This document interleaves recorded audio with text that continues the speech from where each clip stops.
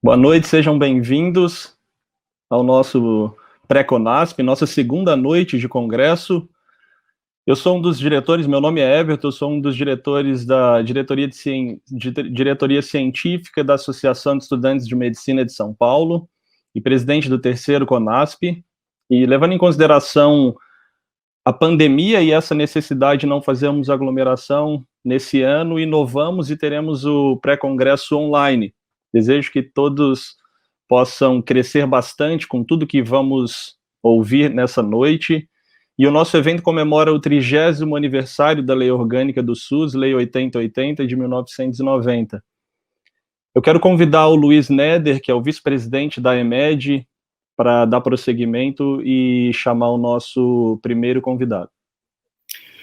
O nosso primeiro convidado e palestrante de hoje, senador Fernando Collor, jornalista e bacharel em Ciências Econômicas, formado pela Universidade Federal de Alagoas. Em 1979, aos 29 anos de idade, tornou-se prefeito de Maceió, o mais jovem prefeito de capital do país. Elegeu-se deputado federal em 1982 e governador de Alagoas em 1986. Em 1989, foi eleito presidente da República nas primeiras eleições diretas desde 1960, tornando-se o presidente da redemocratização do Brasil. Assumiu o mandato com apenas 40 anos de idade. Até hoje, o mais jovem presidente da nossa história. Governou o país por 2 anos e meio. Em 1992, foi alvo de julgamento político que culminou com a sua renúncia à presidência da República.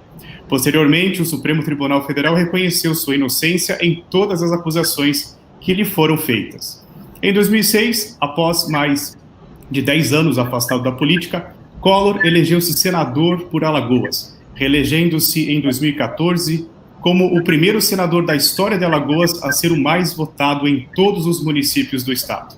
Casado com a arquiteta Caroline Medeiros Collor de Mello, com quem tem 2 filhas, as gêmeas Cecília e Celine. Fernando Collor é pai também de Arnon Afonso, Joaquim Pedro e Fernando James. É uma honra tê-lo em nosso congresso. Meu muito obrigado por doar seu precioso tempo e agraciar-nos com a oportunidade de ouvir a história por quem fez a história. Boa noite, presidente.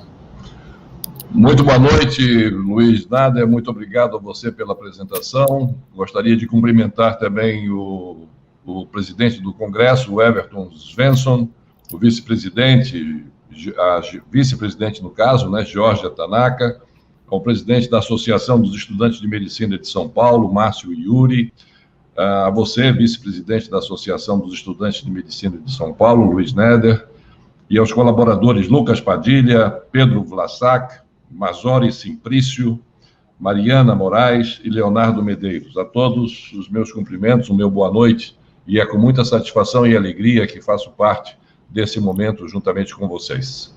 Então, dando início de acordo com o que vocês estabeleceram, depois dessas saudações iniciais, vamos tratar da questão da criação do SUS, dos momentos que precederam e os momentos que foram posteriores à criação do SUS, os seus problemas, as nossas perspectivas.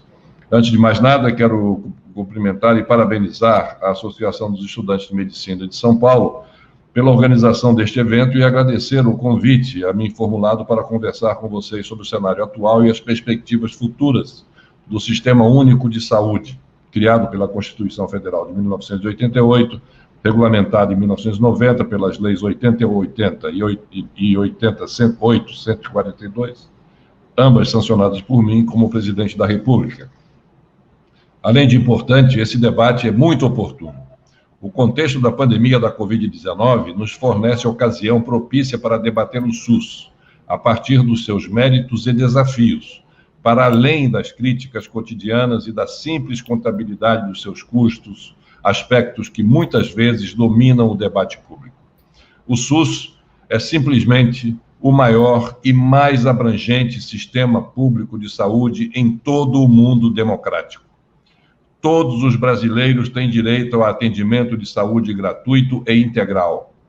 Nos últimos 30 anos, o sistema realizou 85 bilhões de atendimentos. 85 bilhões de atendimentos.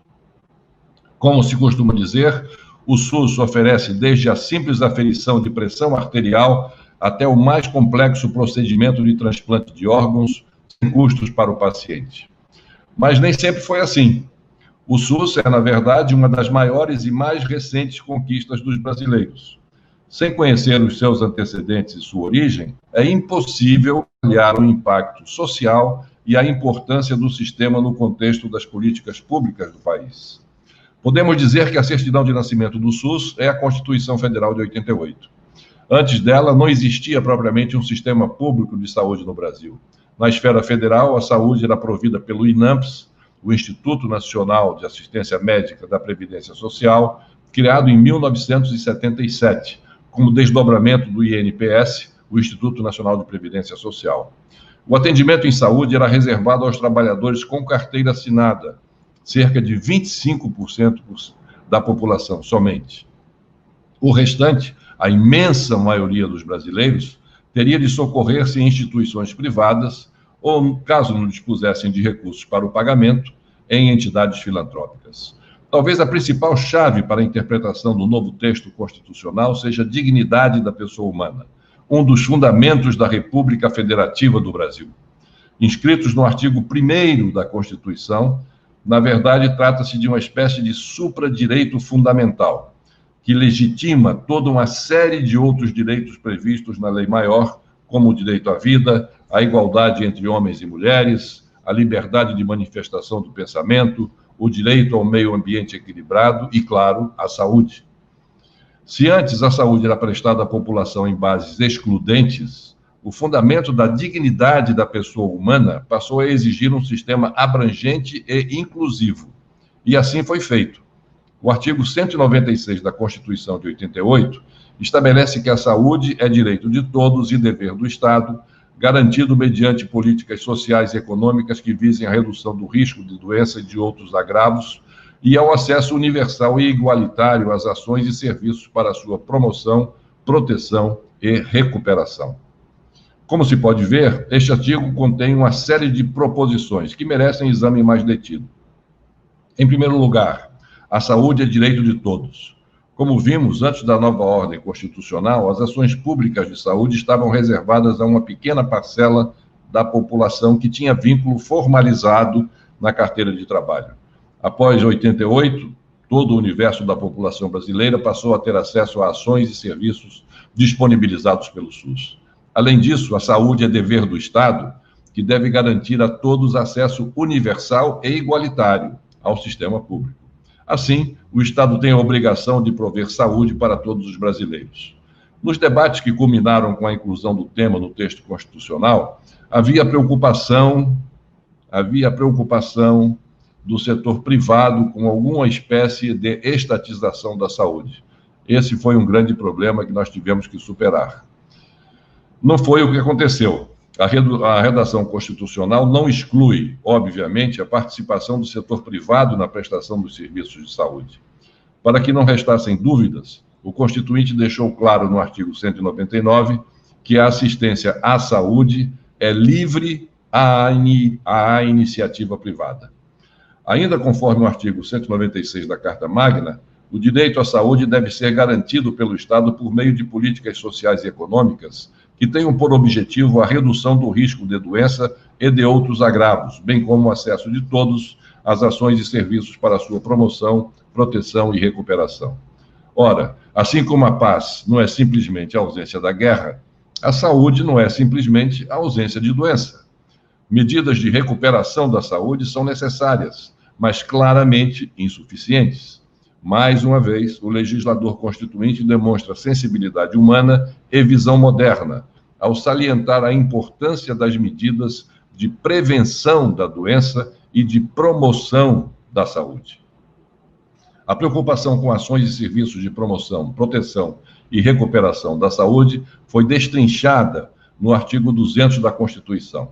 Ali estão reunidas as competências do SUS, que abrangem áreas tão distintas quanto controle e fiscalização de procedimentos, produtos e substâncias de interesse para a saúde, produção de medicamentos, equipamentos imunobiológicos, hemoderivados e outros insumos, vigilância sanitária e epidemiológica, saúde do trabalhador, formação de recursos humanos na área, saneamento básico e meio ambiente, desenvolvimento científico e tecnológico e inovação na área, fiscalização e inspeção de alimentos, bebidas e água para o consumo humano, controle e fiscalização de substâncias e produtos psicoativos, tóxicos e radioativos. A prioridade para as atividades preventivas é reafirmada entre as diretrizes de organização do SUS, ao lado da descentralização, do atendimento integral e da participação da sociedade. Conforme o artigo 198 da Constituição, ações e serviços públicos de saúde integram uma rede regionalizada e hierarquizada e constituem um sistema único. Pois bem, como disse, a Constituição de 88 pode ser considerada a certidão de nascimento do SUS, e assim o é. Mas o sistema não nasceu pronto e acabado. Pelo contrário, o SUS está, desde a sua criação, em processo permanente de construção. Ele nasceu com a Constituição, mas em 1990, 2 anos depois de sua promulgação, ainda faltava regulamentar o sistema, ato essencial para tirar do papel tudo aquilo que havia sido imaginado pelo Constituinte no contexto de uma sociedade democrática e inclusiva. Faltava dar, portanto, a capilaridade e a organicidade necessárias ao SUS, para que ele fosse realmente de todos e para todos. No final dos anos 80 e início dos anos 90, tanto o Brasil como o mundo viviam profundas transformações. O Muro de Berlim caiu em 89 e a Alemanha Oriental se dissolveu nos esconcos da história. A União Soviética já demonstrava sinais evidentes de desintegração. Os velhos comunistas não tinham novas ideias para propor aos jovens. No meio acadêmico, houve até quem tenha previsto o fim da história, com a vitória definitiva da ordem liberal ocidental. No Brasil, os ventos de mudança já sopravam forte em 1985, com a eleição indireta de Tancredo Neves para a presidência da República. Morto antes da posse, o vice-presidente José Sarney assumiu a responsabilidade de conduzir o país no período de transição democrática e convocar a Assembleia Constituinte, que concluiu os seus trabalhos em 88. Foi nesse ambiente político que ocorreu a eleição de 1989, o marco definitivo da guinada pelo qual o país ansiava. A nova república, na marcante imagem criada por Tancredo, exalava a democracia por todos os poros. As últimas eleições presidenciais diretas haviam ocorrido em 1960. Em 1989, 22 candidatos disputaram o cargo de presidente da República. A minha candidatura avançou em função muito do desejo manifesto do povo brasileiro de mudar para modernizar o país. Venci as eleições e tomei posse em março de 1990. O cenário era praticamente de terra arrasada. Na nossa percepção, corroborada pelos economistas, pelos atores políticos e pelos formadores de opinião, mas, sobretudo, sofrida na pele pelos brasileiros, o problema mais urgente a enfrentar era a hiperinflação, que chegava a 80% ao mês. Mas não era só isso. O Brasil sofria com reservas de mercado, era uma das economias mais fechadas do mundo e havia declarado moratória do pagamento da dívida externa. Em poucas palavras, tínhamos problemas econômicos graves no âmbito interno e não podíamos contar com a comunidade internacional, isolados que estávamos do resto do mundo. Havia muito o que fazer e fizemos. Buscamos a reconciliação nacional. Adotamos medidas duras contra a inflação, baseadas na melhor ciência disponível na época. Renegociamos com pleno êxito a dívida externa, eliminando o fantasma da moratória. Reaproximamos o país das demais nações.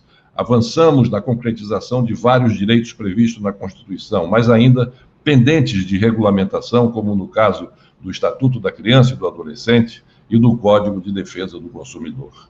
Foi assim também no âmbito da saúde. Ciente da importância da área e da necessidade de concretizar o direito fundamental à saúde reconhecido no Pacto Social firmado na Constituição de 88, elegi como prioridade a regulamentação e a implementação do SUS. O ministro da Saúde de meu governo, Dr. Alceni Guerra, foi o principal artífice e patrocinador do processo de regulamentação do SUS. Conduziu a elaboração da Lei Orgânica da Saúde da forma mais participativa possível. Resgatou as contribuições da fundamental 8ª Conferência Nacional da Saúde, realizada em 86, foi primordial, e os debates por ela inspirados durante a Assembleia Nacional Constituinte. Dialogou com gestores estaduais e municipais da saúde, com profissionais e usuários em todo o país. Mais uma vez, surgiu o temor infundado de que o governo desejava estatizar a saúde. Mais uma vez, o diálogo democrático comprovou que era possível compatibilizar interesses diversos em benefício da população. O resultado desse processo foi a promulgação, em 19 de setembro de 90, da Lei 8080, que já é referida, a Lei Orgânica da Saúde. Por circunstâncias políticas, me vi na posição de vetar dispositivos da nova lei, que tratavam da participação social no planejamento e gestão do sistema. As regras vetadas foram imediatamente reunidas em novo projeto de lei, que finalmente levou à sanção da Lei 8.142, apenas 3 meses depois da promulgação da 8080. Percebe-se, portanto, que a concepção e a implementação do SUS ocorreram e continuam a ocorrer por meio do debate democrático, franco, aberto, preocupado com as reais necessidades das pessoas e com o envolvimento ativo de todos os atores relevantes, desde a autoridade central até o usuário da saúde na localidade mais longínqua do país. Um dos atributos mais importantes das políticas sociais é sua permanência no tempo enquanto durar a necessidade que inspirou a sua formulação. E aqui constatamos algo que se aproxima de uma lei natural. Uma política social será tanto mais longeva e efetiva, quanto maior for a participação da sociedade no seu processo de elaboração, implementação, avaliação e controle. Políticas concebidas no isolamento dos gabinetes, longe da realidade e das necessidades concretas de seus beneficiários, tendem a ser abandonadas e relegadas ao esquecimento com a mudança de governo. O SUS não é perfeito, mas não se pode negar que sua relevância advém, em grande medida, do elevado valor que a população lhe atribui e do firme compromisso de gestores, profissionais e usuários da saúde com o processo contínuo de construção de um sistema cada dia melhor, a despeito das dificuldades de toda a ordem que nós tão bem conhecemos. As pessoas precisam se enxergar no SUS, não só como usuários ou profissionais, mas como proprietários que são. E como essa sensação de pertencimento é garantida, pergunto eu? Por meio do processo participativo previsto na Constituição Federal e detalhado na Lei 8.142, de 1990. Cada esfera de governo terá um Conselho de Saúde de caráter permanente e com competências deliberativas. Trata-se de órgão colegiado com atribuições de formular estratégias e controlar a execução da política de saúde na respectiva esfera de governo, municipal, estadual ou nacional, inclusive nos aspectos econômicos e financeiros. Os conselhos de saúde são compostos por representantes do governo, prestadores de serviço, profissionais de saúde e usuários. O Conselho Nacional de Saúde contará com a representação do Conselho Nacional de Secretários Estaduais de Saúde, o CONAS, e do Conselho Nacional de Secretários Municipais de Saúde, o CONASENS. A cada 4 anos, reúnem-se conferências de saúde também nas diversas esferas de governo. Conferências municipais são consolidadas em conferências estaduais que, por seu turno, irão informar a Conferência Nacional de Saúde. Cada uma dessas reuniões conta com a representação dos vários segmentos sociais para avaliar a situação de saúde e propor as diretrizes para melhor formulação da política de saúde nos níveis correspondentes. A obrigação primária de convocar conferências periódicas da saúde é do respectivo Poder Executivo, mas há mecanismos alternativos que podem ser acionados caso o governo deixe de fazer a convocação por dissídia ou de forma deliberada. 16 conferências nacionais de saúde já foram realizadas no Brasil, cada uma refletindo o contexto social e político da sua época.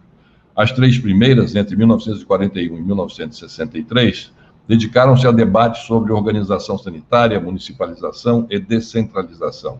Com a inauguração do regime militar em 1964, as 4 conferências seguintes adotaram um caráter meramente tecnocrático. No início da década de 80, Cresciam as demandas sociais pela abertura política. Foram criados o CONAS e o CONASCENS, e a partir de 1985, com o fim do regime militar, o movimento sanitarista ganha destaque e em 1986 é realizada a já falada 8ª Conferência Nacional de Saúde, um marco na construção institucional do que viria a denominar-se SUS. A 8ª Conferência consagrou-se como um espaço de participação da sociedade civil nas deliberações sobre as políticas de saúde e consolidou a ideia de reforma sanitária e o conceito ampliado de saúde, que abrange a promoção, a proteção e a recuperação. As 8 conferências realizadas após a criação do SUS dedicaram-se a fomentar ações para a consolidação e o aprimoramento do sistema. Durante essa trajetória, as conferências de saúde em todas as esferas, municipal, estadual e nacional, tornaram-se espaços democráticos de mobilização social e instrumentos de importantes conquistas no campo da saúde pública brasileira. Esse modelo garante que a gestão do SUS seja democrática e participativa, constituindo um dos elementos centrais a permitirem a longevidade e a efetividade do sistema. Pois bem, a atenção integral à saúde é direito consagrado na Constituição de 88, não apenas no que se refere à ausência de doença, mas com foco na saúde com qualidade de vida. O SUS é, como disse, o maior sistema público de saúde em todo o mundo democrático. Desde a gestação até o final da vida, todos os brasileiros têm acesso a atendimento de saúde dos mais simples aos mais complexos. A rede que compõe o SUS é ampla e abrange tanto as ações como os serviços de saúde.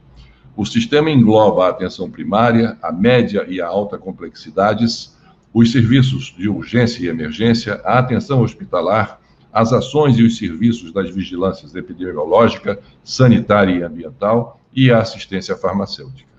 O SUS fundamenta-se nos princípios da universalização, que garante o acesso à saúde para todas as pessoas e da equidade, cujo objetivo é diminuir desigualdades. Juntos, universalização e equidade incorporam ao SUS o princípio da igualdade, que impõe não apenas tratamento igualitário para os iguais, mas tratamento distinto para os desiguais, na medida das suas desigualdades. Outro princípio que fundamenta o SUS é o da integralidade, com 2 vertentes. Em primeiro lugar, deve-se considerar as pessoas como um todo, atendendo a todas as suas necessidades e integrando ações de promoção da saúde, prevenção de doenças, tratamento e reabilitação. Adicionalmente, a integralidade demanda a articulação da saúde com outras políticas públicas, para assegurar a atuação intersetorial entre as diferentes áreas que tenham repercussão na saúde e na qualidade de vida das pessoas. Do ponto de vista organizacional, o SUS tem por base os princípios da regionalização e hierarquização, descentralização e comando único, e participação social. Por regionalização e hierarquização, entende-se que os serviços devem ser organizados em base territorial e em níveis crescentes de complexidade, planejados a partir de critérios epidemiológicos e com a participação da população a ser atendida. O objetivo da descentralização é redistribuir poder e responsabilidades entre os 3 níveis de governo, prestar serviços com maior qualidade e garantir o controle e a fiscalização por parte dos usuários. No SUS, a responsabilidade primordial pela saúde é do município, a quem devem ser fornecidas condições gerenciais, técnicas, administrativas e financeiras para exercer sua função. Por comando único, entende-se que cada ente federado tem autonomia decisória dentro da sua esfera de atuação, respeitados os princípios gerais. Por fim, o SUS deve sempre contar com a participação social. A sociedade deve participar no dia a dia do sistema, no contexto dos conselhos e das conferências de saúde. Todos esses elementos estão consolidados na Carta dos Direitos dos Usuários do SUS. Segundo o documento, todo cidadão tem direito ao acesso ordenado e organizado ao sistema de saúde, a tratamento adequado e efetivo para seu problema, ao atendimento humanizado, acolhedor e livre de qualquer discriminação, e o atendimento que respeite a sua pessoa, seus valores e seus direitos. Tem também responsabilidades para que seu tratamento aconteça de forma adequada e, finalmente, tem direito ao comprometimento dos gestores da saúde para que os princípios anteriores sejam rigorosamente cumpridos. Em 2020, completamos 34 anos da formulação inicial do SUS durante a 8ª Conferência Nacional da Saúde, sempre aqui citada. Completamos 32 anos da sua criação pela Constituição Federal e 30 anos da promulgação da Lei Orgânica da Saúde, a Lei 8080 de 1990, que tornou possível tirar o SUS do papel, como aqui já colocamos, e concretizar o sonho de um sistema público de saúde universal e integral, gratuito e democrático. O SUS não nasceu pronto.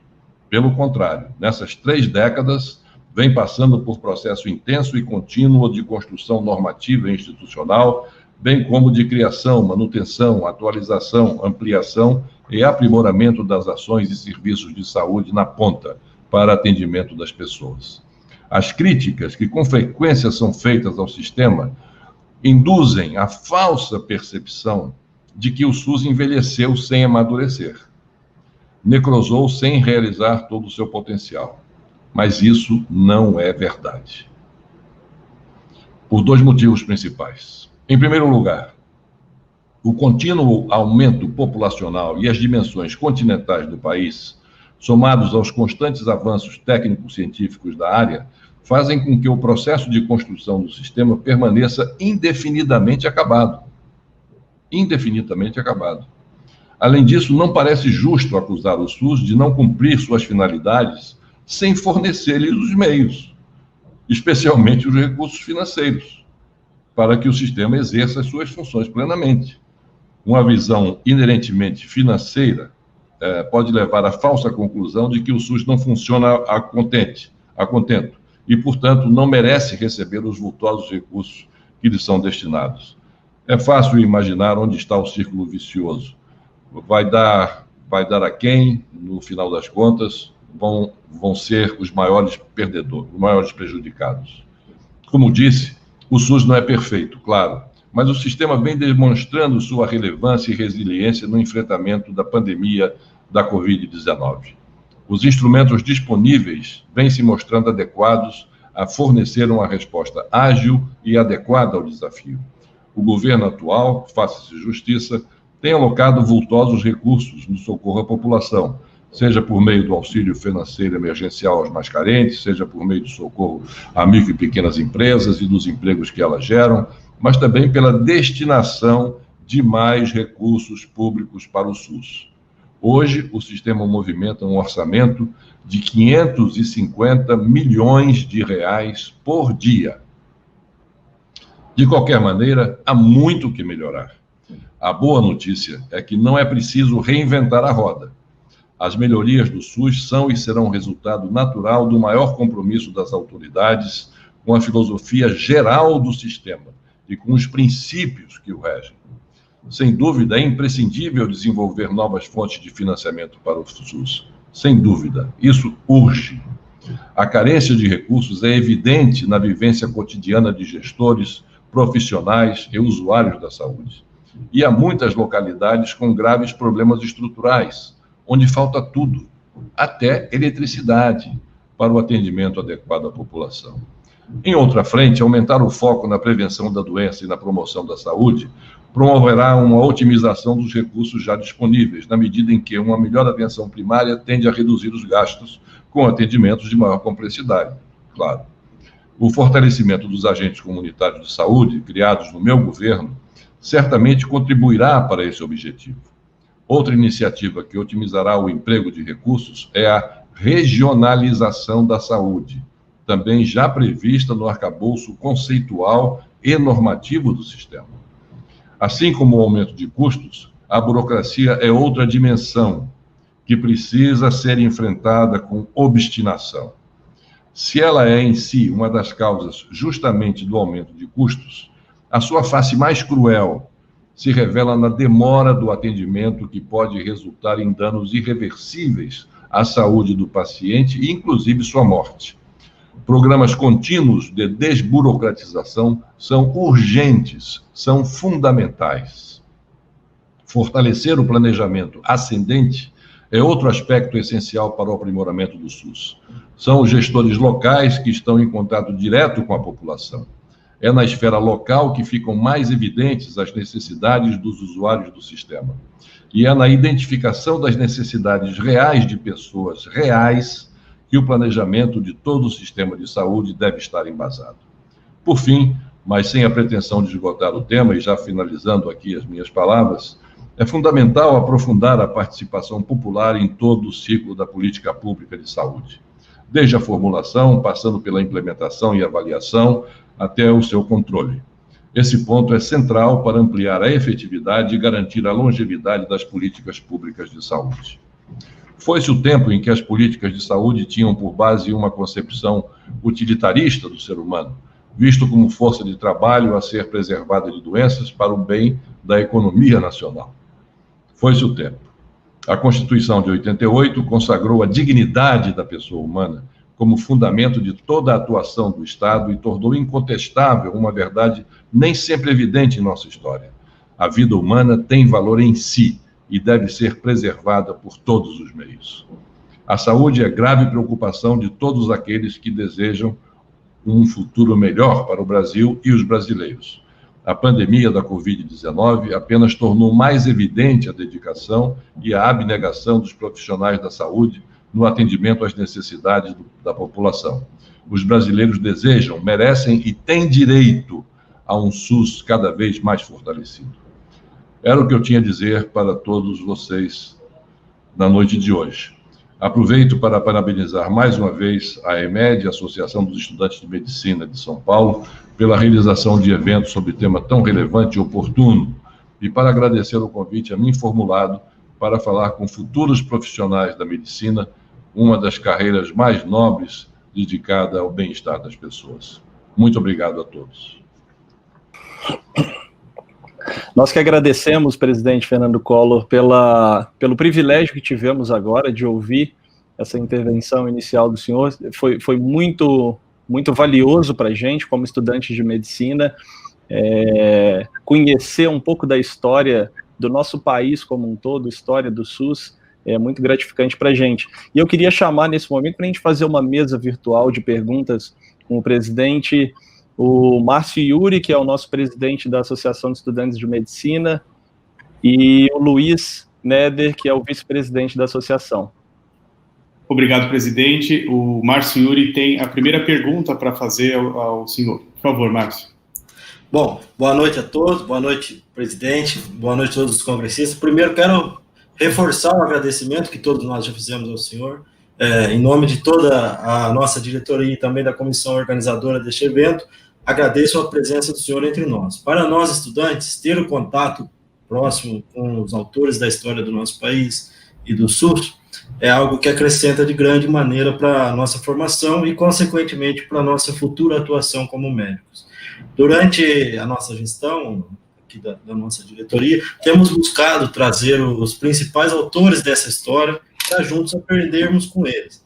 Termos a participação do senhor, que é o presidente da República, que promulgou a Lei 8080, sancionou, é algo que ficará marcado na formação de cada um de nós. Então, se me permite, para a primeira pergunta.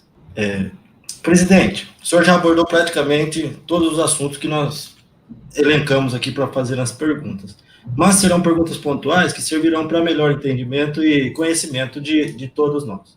O senhor assumiu a presidência e sancionou a Lei Orgânica 8080-90, colocando o Sistema Único de Saúde em vigor. Naquela época, como foi a transição para esse sistema universal e o início desse processo de implementação?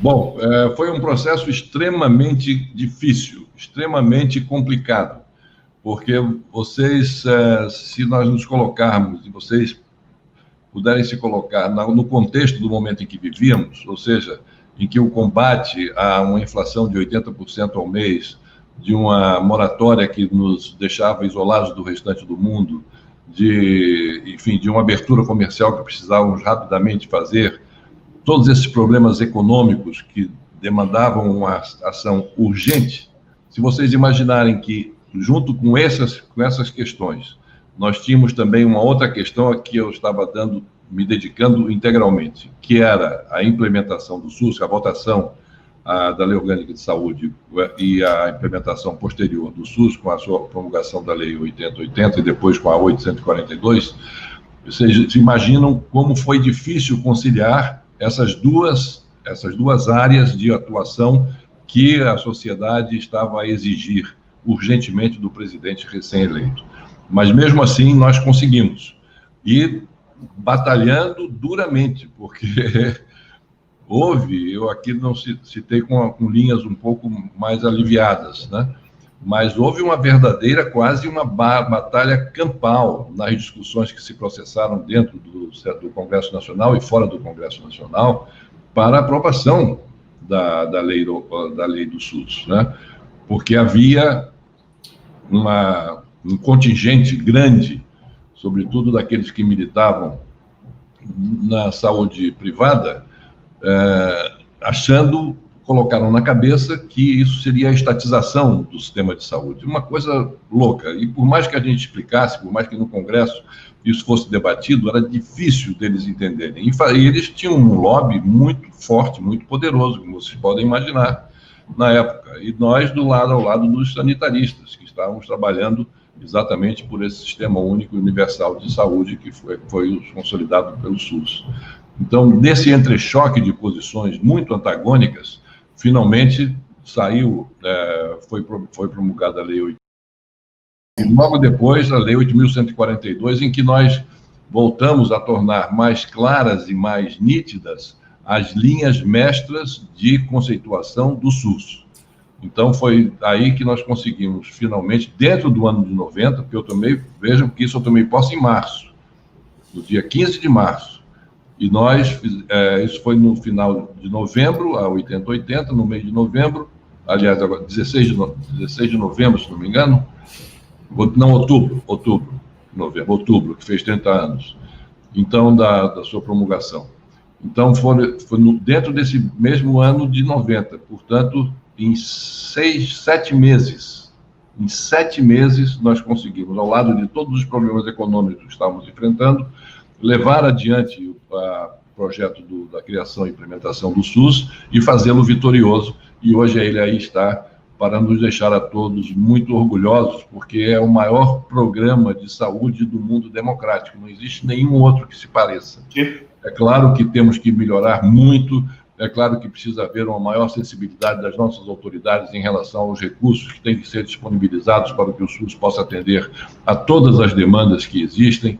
É claro que nós precisamos de uma infraestrutura melhorada, sobretudo nos municípios mais longínquos dos principais centros, para que hajam condições básicas, indispensáveis, para que um programa de saúde possa dar atendimento à população. Mas, enfim, é um programa vitorioso. E nós só temos que comemorar, não achando que ficarmos na comemoração. Comemorarmos, sim, mas comemorarmos também a renovação dos nossos esforços e da nossa confiança de continuarmos trabalhando para reforçar o SUS.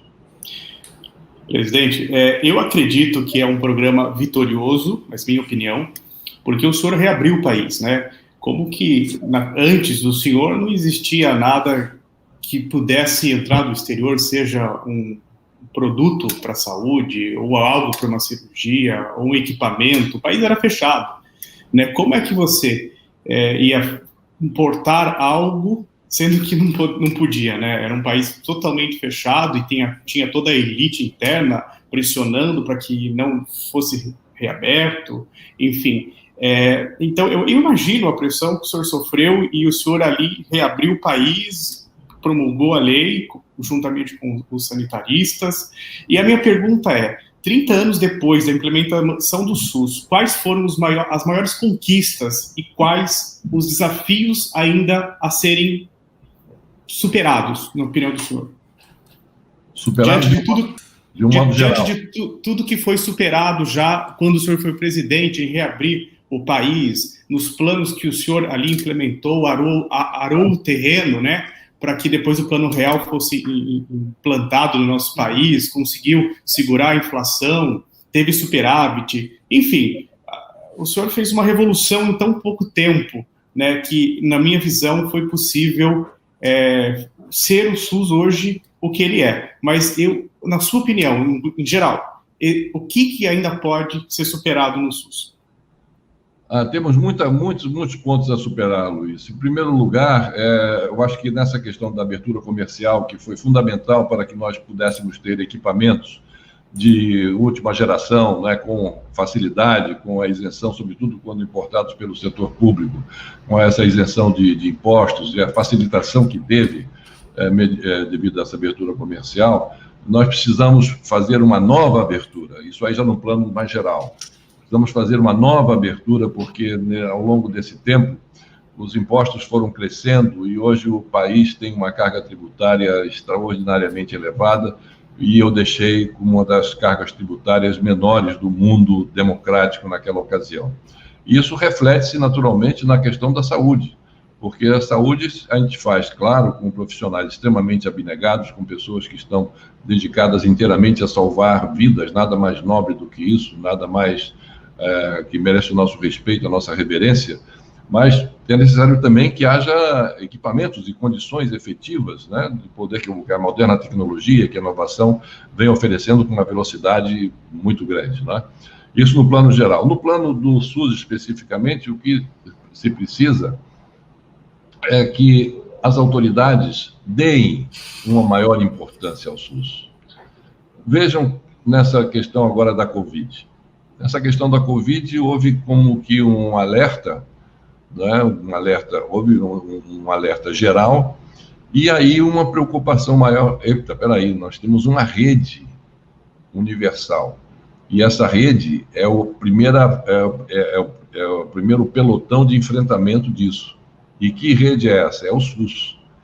Então, rapidamente, recursos foram conseguidos para distribuição pelo SUS, para todos os estados, para todos os municípios, enfim, para as localidades mais longínquas, e graças a isso, graças à capilaridade do SUS, é que nós tivemos relativo êxito no combate ao coronavírus, o que nós estamos vendo agora pela redução cada vez maior que estamos tendo, tanto no número de óbitos, quanto no número de pessoas que tenham sido atingidas pelo Covid. Mas é necessário que o governo os governos, de um modo geral, deem uma atenção muito especial ao SUS. Saber que isso é uma preciosidade que nós temos. Foi a lucidez, né, do Constituinte de 88 que esculpiu na Constituição a criação desse sistema universal de saúde, de atendimento à população de todas as categorias, né? Então, isso que foi implementado depois por um Congresso não constituinte, o Congresso que foi... Não, pelo Congresso mesmo constituinte, já era o mesmo Congresso constituinte, o mesmo Congresso que aprovou a Constituição de 88, foi o mesmo Congresso, agora retificando, foi o mesmo Congresso que votou as leis 8080 e a 842, porque foi o Congresso eleito lá atrás, em 1986, cujo mandato daqueles que foram eleitos em 86 só veio a terminar em fevereiro de 91.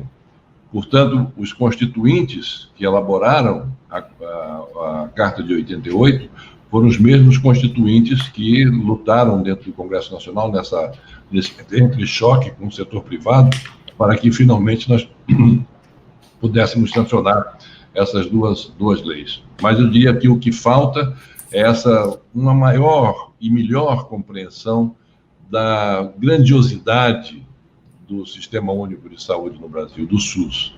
E para isso é necessário que tenhamos recursos a tempo e a hora, que tenhamos uma maior fiscalização na aplicação de todos esses recursos que são distribuídos pelas regiões mais longínquas, para que os conselhos funcionem adequadamente, para que o processo de regionalização ele seja obedecido.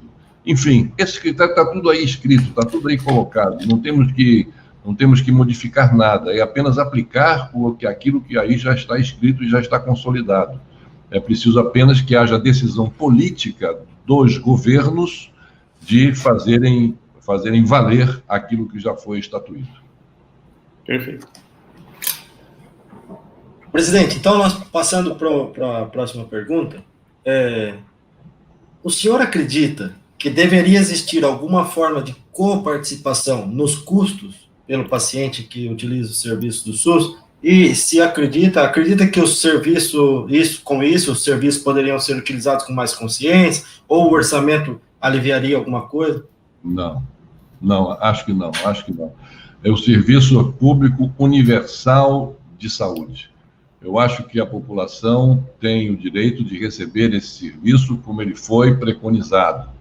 É um serviço gratuito, de acesso a todos que tenham ou não tenham disponibilidade para gastar, para investir no problema, numa questão de saúde que esteja sofrendo. Absolutamente, eu acho que isso cabe na Constituição. É direito do cidadão e dever do Estado. Dever do Estado. Prover as condições necessárias. Isso significa as condições, os recursos necessários para esse atendimento integral da população que necessite seja atendido de forma adequada. Presidente, antes do Márcio Yuri fazer a última pergunta para o senhor, eu tenho uma pergunta para fazer rapidamente, eu sei que a gente está com o tempo já estourado.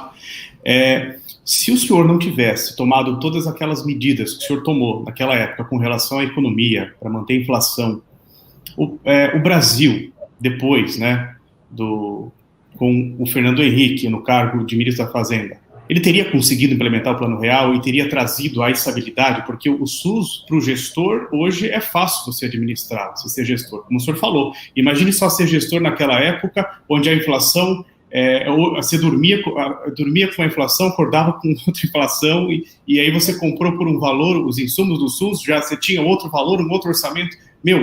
Eu acho que isso tinha que fazer malabarismo. E, se o senhor não tivesse feito nada daquilo, o que seria do Brasil? Bom, essa sua pergunta é muito boa e oportuna, Luiz, porque isso me permite, né, oferecer como resposta a própria frase que o presidente Fernando Henrique Cardoso disse logo depois que deixou, sobre a questão das perguntas que fizeram sobre o Plano Real. Ele disse: o Plano Real não teria sido possível ser implementado se não fossem as medidas tomadas pelo governo do Collor.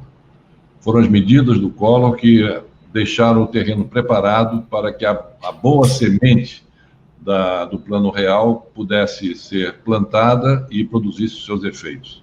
Então, realmente, o Plano Real é uma consequência natural de todas essas medidas que nós adotamos, sem dúvida.